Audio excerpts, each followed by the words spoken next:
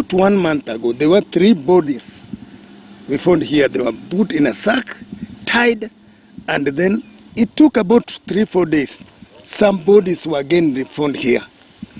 And then after which it took some time again, and then some bodies again were found now in Yala River. Ile kitu inatustua sana ya maajabu, nimeishi hapa over 20 years.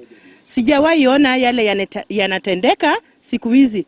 Kuna mabodi zinakuwa dumped hapa kwa hii river Yala. Sometime wanazidump hapa ama pale kwa ile old market. OCS naye anasema amechoka na hizi maneno. Hizi body hata wawezi waka-identify zimetoka wapi. Are these thieves? Are these innocent killings? Is it part of elections that are coming? Are these candidates? Or who are they? It is a mystery. We've never seen this before. Bodies have been found in the river, yes. But not as much as we've seen in the last 2 weeks.